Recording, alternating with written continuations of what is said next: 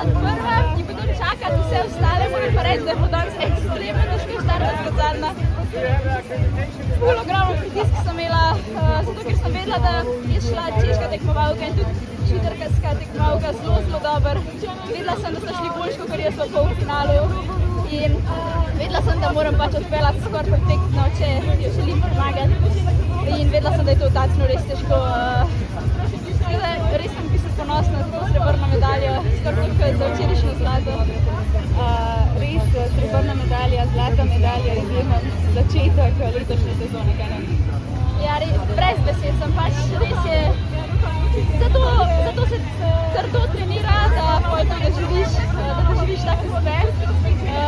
In še lepše doživeti pred polnimi tribunami. Včeraj so bile še malo prazne, danes je pa res ogromno ljudi prišlo in moje najboljše prijateljice so prišle in res dober